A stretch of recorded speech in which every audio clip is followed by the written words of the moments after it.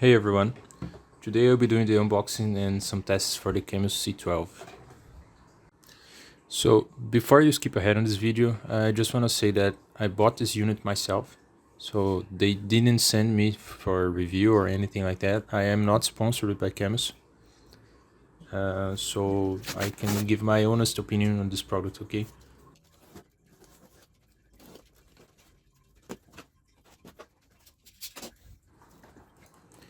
So here we have the invoice, some bubble wrap, the desk clamp. I think it's the same from the C5 with a new box design, some new waves here in the box.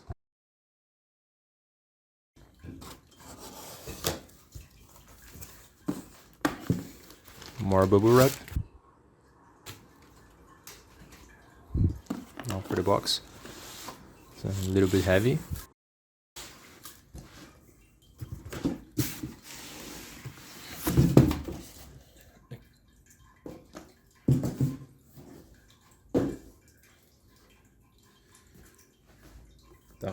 Yeah, the desk clamp has this new design to go along with the new wheel design also that has these waves.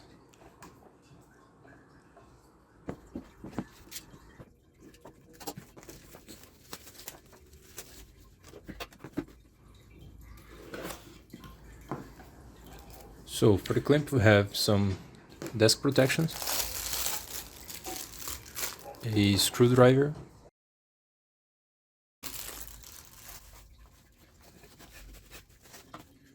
the two clamps for everyone that is not going to fix the wheel directly to a racing rig, so you can fix it to a table or something. This was right on the edge for the C5 power, and I don't think it's enough for the C12 if you use it at 100% power. This is the base plate for fixing the clamp, so you can fix the clamp directly to it, and then comes with the screw to hold it into the table. And this is the upper part for the mounting, so you will fix the wheel to this upper part, and then it has a pivot point on the back, and you can adjust the height and the angle of the wheel. So it's exactly the same clamp for the C5.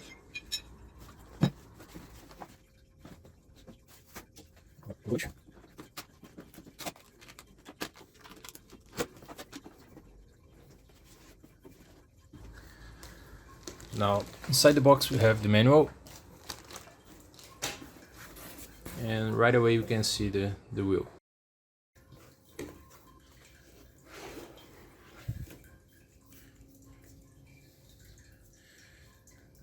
It weighs around 6 pounds more or less.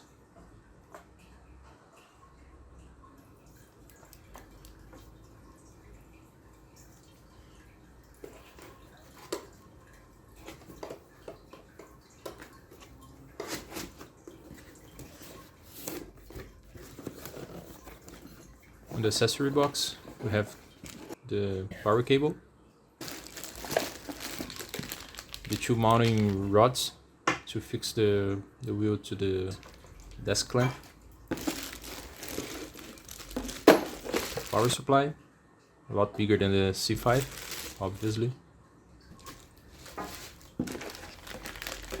This is the fan, the same model from the C5, and I think it could have a little maybe a better design, because it loses a lot of air from where it is to where it needs the air to go. So it is not ducted to the place where it needs to be. The USB cable and some screws and an Allen wrench.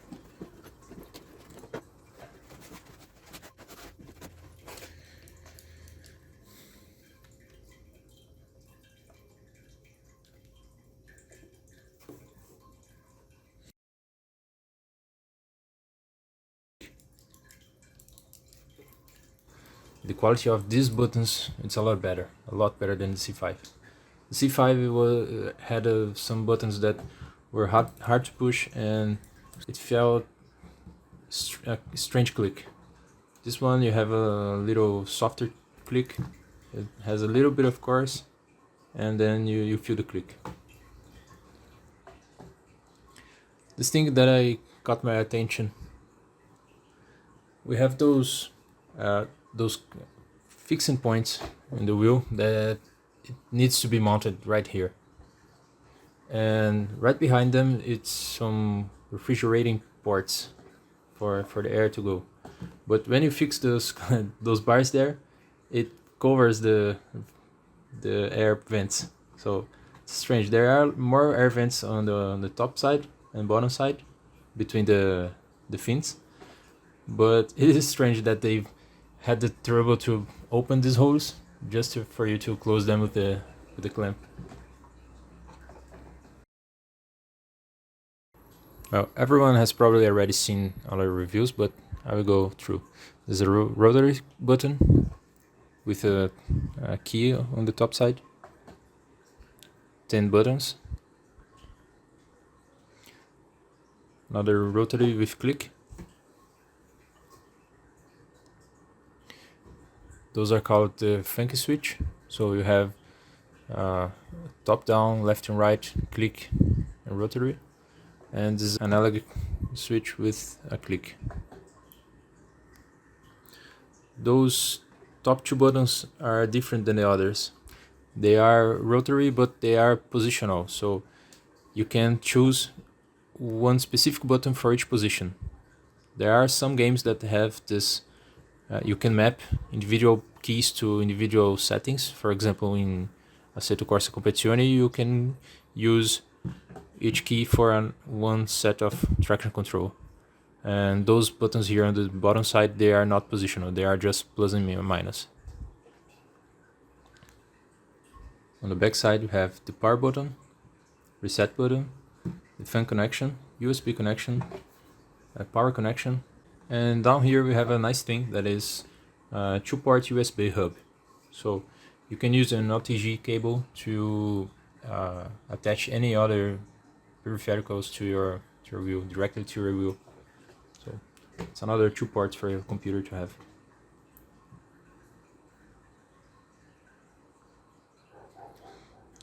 This one I don't know what it is. It's not a key, not a button.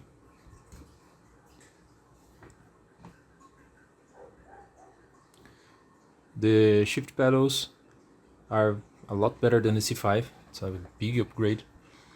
But still, I find it to be easier than it should to overcome the magnet strength. So it has some force to it, but sometimes you can activate it too easily. For example, the ones in the Fanatec and Moza are a lot harder to pull. So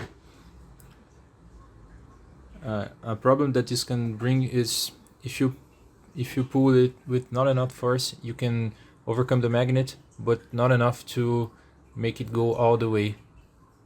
So it gives a half travel.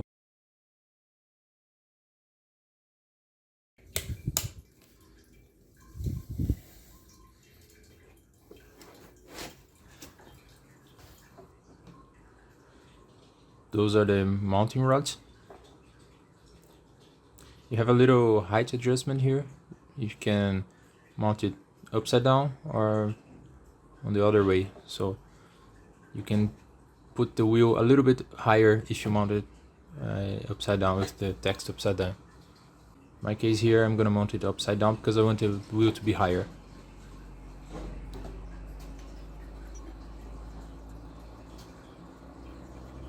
Now I'm just threading the screws once before I actually fix them, because I had a problem in this, not a problem, but in the C5, the first time that you try to screw, it is not smooth.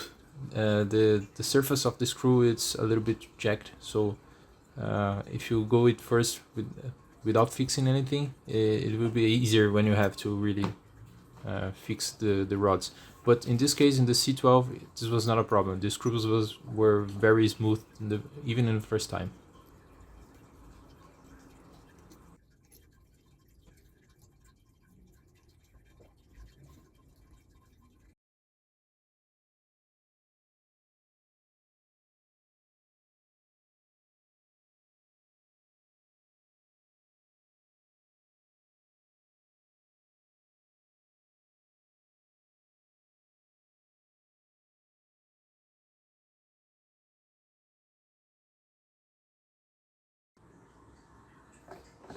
Another detail is that it doesn't matter the position that you fix your wheel to the rig, because you will need to set it up at the first time with the software. So you can fix it at any angle, and you will set the zero at the software.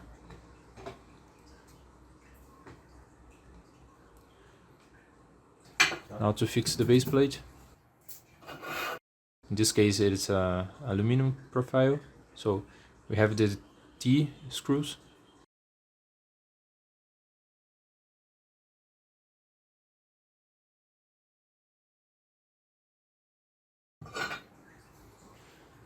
I will first mount the fan to the upper plate.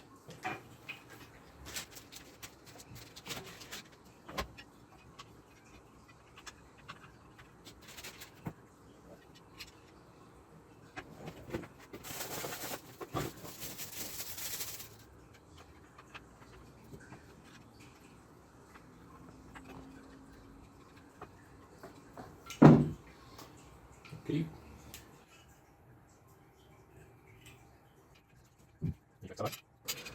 Now the T-screws goes inside this slot on the profile.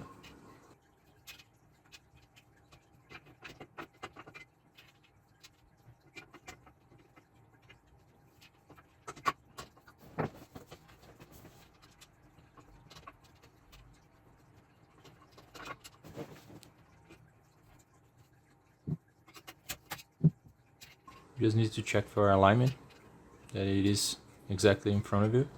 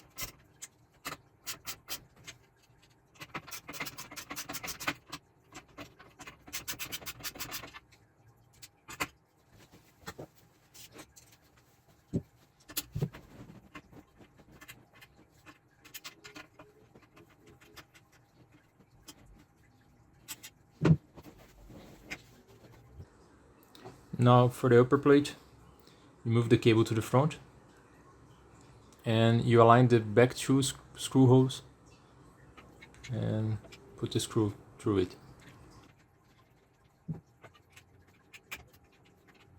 It already comes with this Allen wrench, and now you have this sort of adjustment, height and angle adjustment. Now we will just fix the wheel to this slot.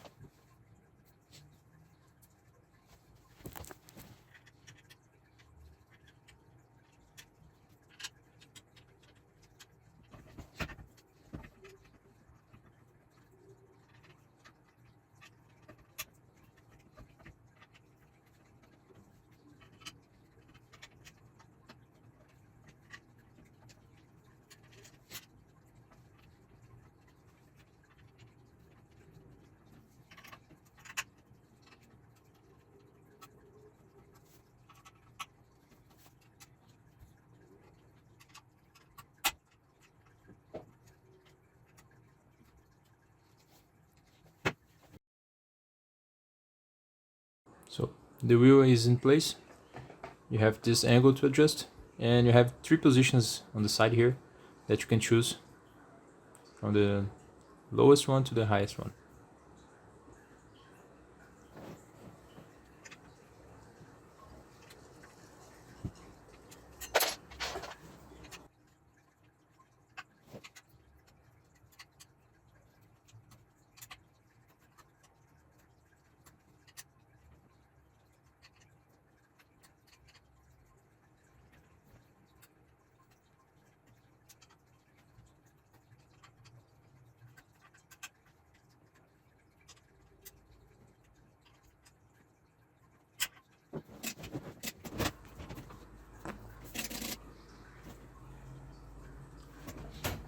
Now with everything in place, we will connect the fan.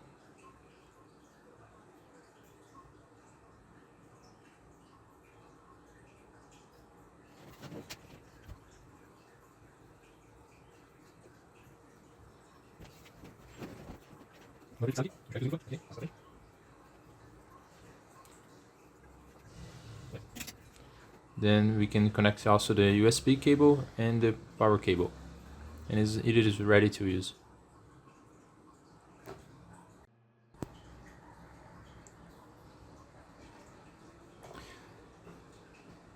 Okay guys, so a few weeks have passed and I can give now some feedback.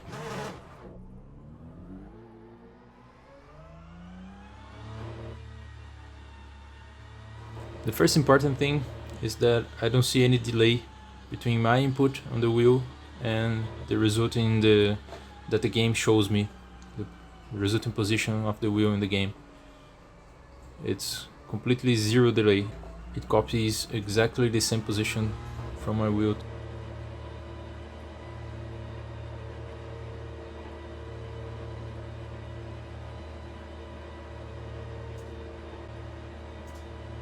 So let's get into the track now. This game is Le Mans Ultimate. The first lap the tires are a bit colder, so the force feedback through the wheel will be lower, but after the tires get into the temperature we'll have the full power. And I chose Sebring exactly to test this wheel because of the really rough surface that this track has a lot of bumps, a lot of details that we need to fill in the wheel.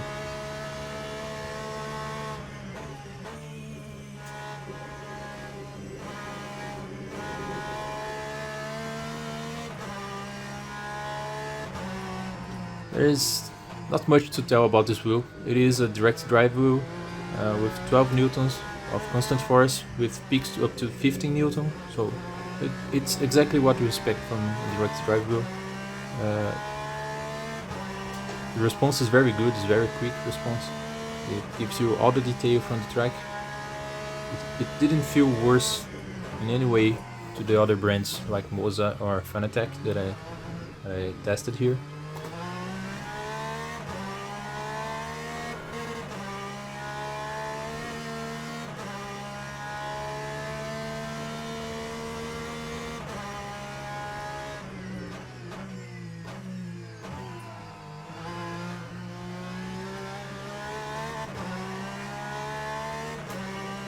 So about the power of this wheel, it has enough power to overcome your strength during a corner. And it really moves you around when hitting curbs or bumps in the track.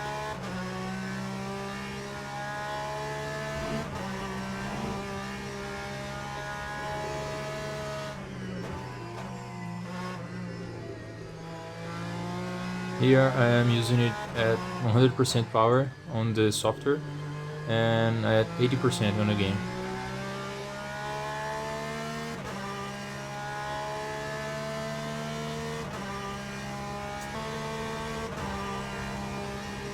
Now with the tires up to temperature to feel the full force of the wheel. Let's test it here.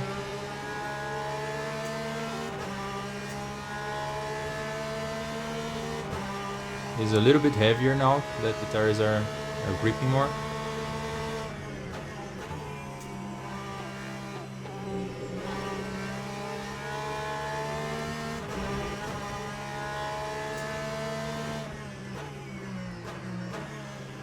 Yeah, definitely can feel every detail on the track. It's very easy to feel the grip limit in the front tires when you are turning, so it gives a lot of feedback when you go over that grip limit and starts to understeer. That limit is very clear here on the wheel.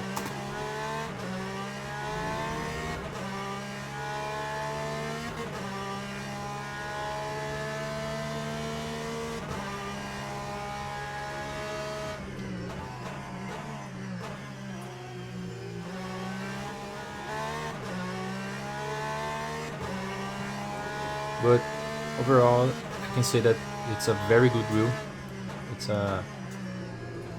It has a very good cost-benefit rate. You cannot get this amount of power and detail for this price in any other place. Yeah, for this price point you cannot even buy a 12 Nm base motor by itself, and you would need to buy the wheel on top of that, so it's really incredible what they've done here. The downside is that you cannot easily change the rim. You can, of course, you can remove those screws and change the outer ring, but it's not as easy as other bases that has quick releases to completely change the wheel that you hold.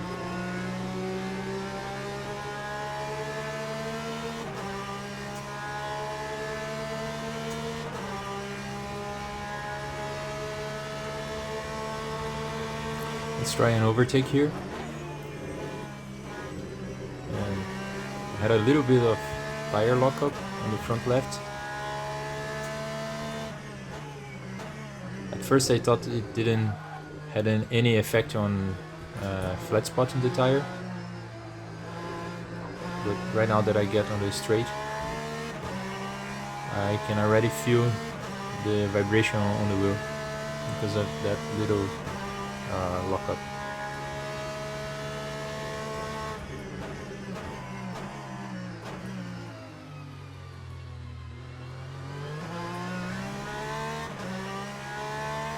On the next corner I will try to really lock up all the wheels, all 4 wheels, and see what effects the wheel can give.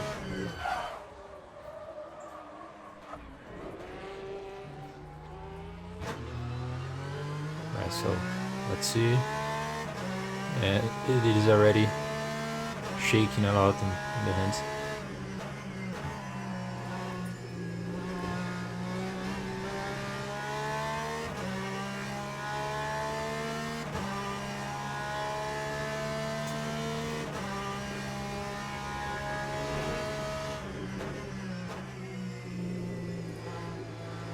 Cool thing is that the vibration is not linear. The tire rotation speed gets into resonance with the flat spots, and sometimes it vibrates more and sometimes it vibrates less. And this is a real effect in race cars. When you flat spot it is not the same all the time.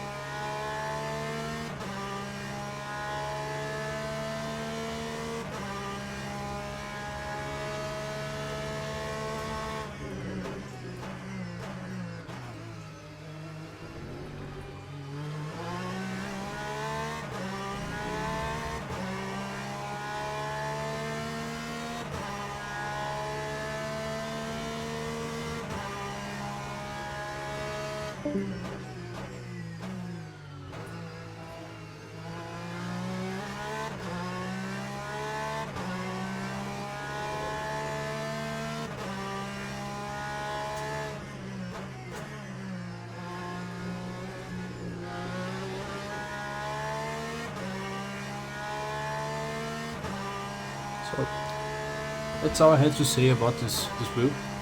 It is a very nice product for the price.